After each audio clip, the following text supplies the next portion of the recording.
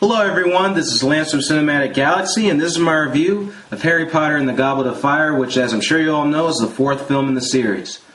I'm not going to explain the plot here, really give you a big synopsis, but I will say that this film deals with basically raging hormones, the Triwizard Tournament, and the growing threat of Voldemort. Now, Harry Potter and the Goblet of Fire is a lot of people's favorite film in the series. Presumably, I would say people who have not read the books or who haven't read this particular book. But for me, it's actually my least favorite film in the series. Now, I'm absolutely not a purist. I mean, I love for the movies to keep as much from the books as they can, but I'm not a purist who just looks at the films and just nitpicks every single little thing they cut out. I'm not like, oh, they didn't put that in, I hate the movie. And that's not me. I generally try to understand the changes that they make and the cuts that they make, so I'm not like that.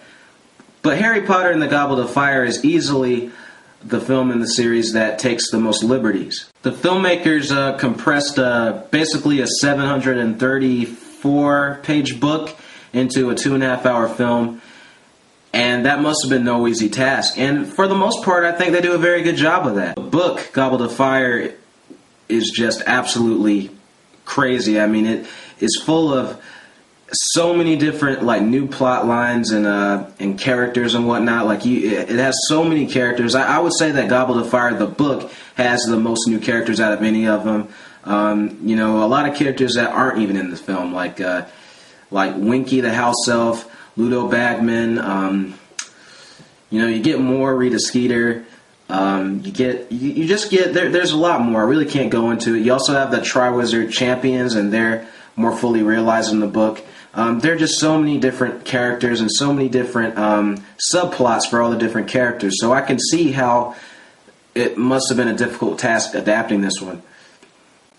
But where most of the cuts come from are actually the filmmaker's decision to make this film focus more on Harry's main story. It's not that the other characters aren't, developed like Ron and Hermione and stuff, but even some of Ron's plot line, his subplot is still there, but Hermione, in the book, there's this whole thing about her and her campaigning for animal rights and house elves and stuff. All that's cut out from the movie, and I must say, it was a nice character moment in the books, but I don't really miss it all that much. I can understand why it was cut. Yeah, there were just a whole lot of character subplots that were cut, and while some fans of the books are upset about that, I mean, it makes for a more focused film. You can't have too many big character subplots in the film, otherwise the film will feel unfocused and it'll be bogged down a little bit. But in a book, you have endless room for that.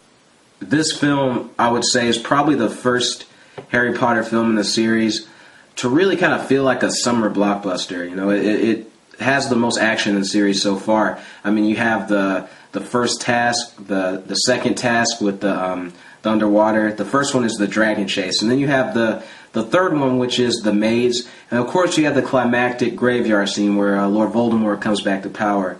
And I think all of them are done very well. The maze scene does make changes from the book, but again, I don't mind. I think it translates kind of well to film.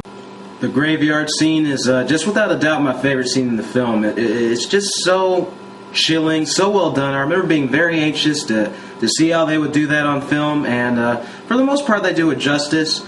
I mean, it's a little rushed. I would have liked for it to go by a little bit slower, to take a little longer, but overall it's done very well, and it's one of the most memorable scenes in the series. Performances are very good in this movie. The three main leads, they've improved with this film as well. You see more growth in them as actors, as well as physical maturity, obviously, and Emma Watson looks really good in this film.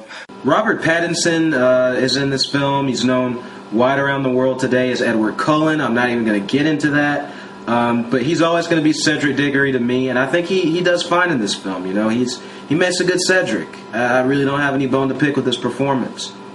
The scene where he gets killed, I remember that was an extremely shocking moment for me in the book. I was not expecting anything close to that. That's one of the reasons why I love the book, because it shifts tone so quickly, and it's so unexpected what happens at the end, and it's just really well done. And yeah, he plays a good dead guy. And the scene where Harry and then Cedric's father are mourning over him is very, very heart-wrenching, and very well acted. Very well acted. I was very impressed by Daniel Radcliffe, and the guy who played Amos Diggory did a very good job in that scene. It was very convincing. Brendan Gleeson does a great job as Mad-Eye Moody. He's not exactly visually how I pictured him from the books, but it really doesn't matter at all. I like the way they designed him, and he's very believable as this grizzled, hardened dark wizard catcher. You know, you can really believe that this guy absolutely hates dark wizards. He just does a very good job. Mad-Eye's one of my favorite characters from the books, and he does him justice. So great job there. But without a doubt, the most notable addition in this film is Ralph Fiennes as Voldemort. And let me just tell you, Ralph Fiennes is completely mesmerizing as Voldemort. He is so great in this role. He really, really captures the evil of this character. And perhaps my favorite thing about his performance is the fact that he can be talking very calm, but you really get the sense, watching him and listening to him, that he has this anger and this wrath and fury bubbling underneath that he's completely concealing. And you just see it in his eyes. I mean, the guy is really frightening in this film, and he does a great job.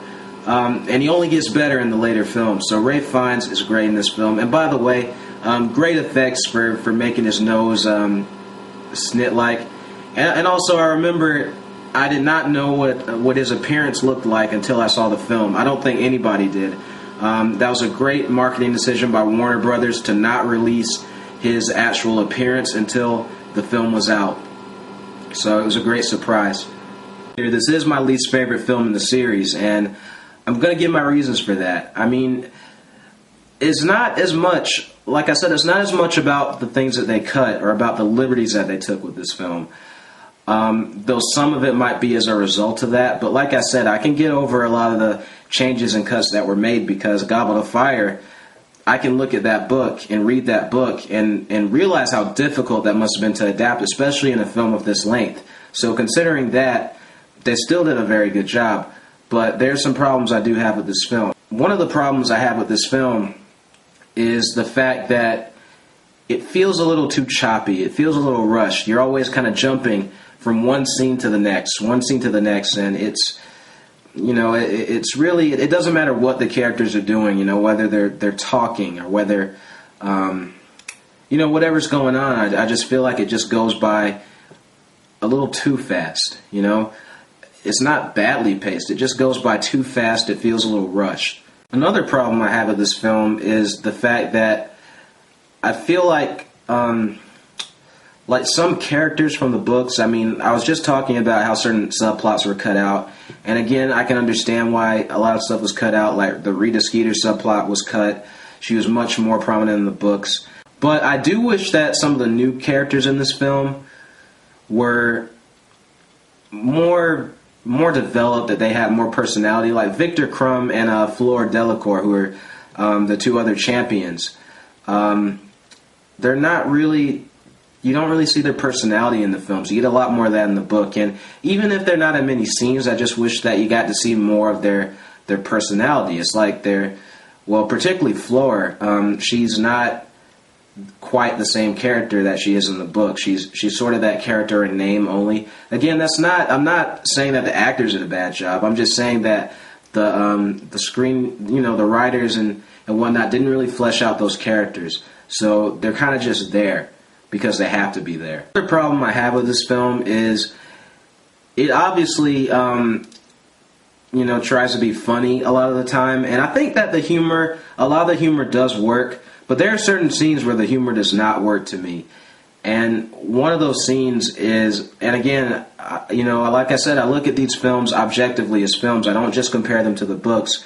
But as a book fan, and this film is an adaptation, I have to look at how true it is to certain characters. And there's one scene in the film that is inserted in there for humor, basically where Harry and Ron are they're talking while they're studying in the Great Hall, and Snape comes over and shoves them on the back of their heads. And if you've read the books or even seen the previous films, you know that Snape would never do that. That's very out of character.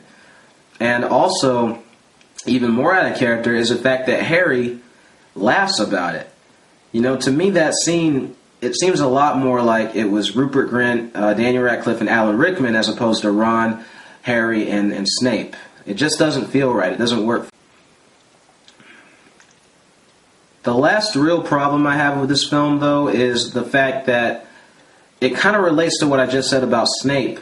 There are out-of-character moments in this film. Like, I feel like Draco Malfoy, he's made kind of to be like a comic relief role in this film. And while Malfoy certainly has funny scenes in the books and in the other films, and in this film, one scene that is appropriately funny, I don't feel like he should only be a comic relief role, because Malfoy is a lot more than that. He's like Harry's arch nemesis. And in the fourth book, that just might have been Malfoy at his worst. He was, I just hated him in that book. And you don't really get that in this film. That's not criticizing Tom Felton. He's excellent. But just the way they wrote him in this film, he's not really quite the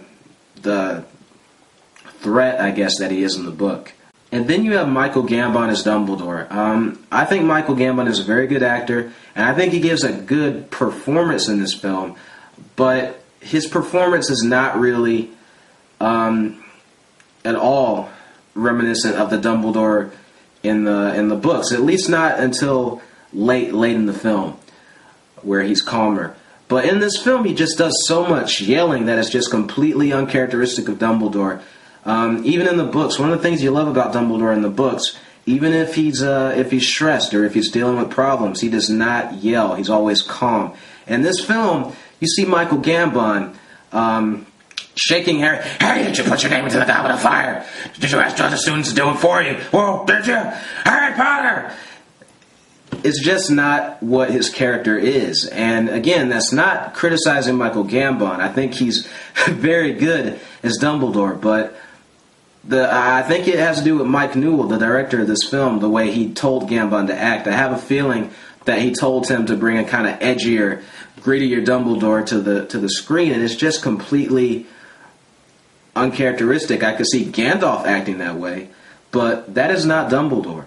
Overall, though, despite my problems that I have with it, Harry Potter and the Goblet of Fire is a very good film, and I've actually decided to make a change in my rating system. Instead of rating films out of 4 planets or stars, technically, I've actually, and I'm going to give him full credit for this, I've decided to use Chris Stuckmann's system of letter grades, except I'm not using A+. My rating starts with A, and it goes down to F. So A is the highest rating, and F is the lowest rating. And I'm giving Chris Stuckmann, my favorite movie critic on YouTube here, complete credit for that. But Chris, if you're watching this video, I'm not trying to copy you. I just really like your rating system of letter grades, because to me, it allows you to really more fully express how you feel about certain films, and it offers you a much wider range of how to rate them. So again, thanks, Chris, and I'm giving you full credit for that. I'll even put a link to your channel right here. So that said, I give the first 2 films both a B+, and I give Prisoner of Azkaban an A-. Harry Potter and the Goblet of Fire, however, gets a B for me, and it actually says a lot that my least favorite film in this series gets a B. It says a lot about the series. So if this is my least favorite film, they did pretty good.